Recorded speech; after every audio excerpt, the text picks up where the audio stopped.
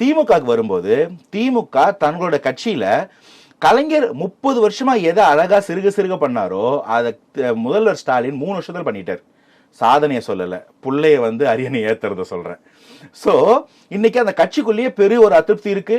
பல பெரும் மூத்த தலைவர்கள் அதிருப்தியின் காரணமாக மன வருத்தத்திலையும் அதன் காரணமாக அவங்க சைட்லைன் பண்ணப்படுவதையும் அவர்கள் மேல் இருக்கும் ஊழல் குற்றச்சாட்டிற்கு கட்சி பெரும் உதவி பின்புலமா இல்லாமல் இருப்பதையும் கட்சிக்குள் இருக்கக்கூடிய இந்த மூத்த நிர்வாகிகளுக்கும் சின்னவருடைய படைக்குமே ஒரு சில இடத்துல ரிஃப்ட் இருக்கிறது எல்லாமே எல்லாருக்கும் தெரியும்ல. எதுக்கு யாரும் எக்ஸாம்பிள் சொல்லணுமா? சேகர் பாபு அண்ணன் கூட கடைசியா சொன்னது, பொன்முடி ஐயா கூட முதல்ல சொன்னது, துரைமுருகன் அண்ணன் கூட 2வது சொன்னது, நம்ம செந்தில் பாலாஜி கூட 4வதா சொன்னது. ஸோ இது எல்லாமே எல்லாரும் கூட ஒரு ரிஃப்ட் இருக்கா. இவங்க எல்லாருமே அந்த கட்சியோட முக்கிய தளபதி தானா? இன்னும் பல கட்ட தளபதிகள் பல இடத்துங்கள்ல அதிருப்தியில இருக்காங்கன்றது தெரியாம வெளியில வராம கூட இருக்கலாம், வரும் நாட்கள்ல வரலாம். ஸோ ஒரு அதிருப்தியில் அந்த கட்சி இருக்கும்போது ஒருவேளை இந்த கட்சி இந்த 2ஆம் இடத்துக்கு கூட வர முடியாம இல்ல ஆட்சியை திரும்ப அமைக்க முடியாம தோத்தா, ஃபர்ஸ்ட் ஆஃப் ஆல் சின்னவரை கொண்டு வந்தது உதயநிதி ஸ்டாலினை அந்த இளவரசனா கொண்டு வந்தது பேக் ஃபயர் ஆக்ஷன் எடுத்துக்கலாங்களா?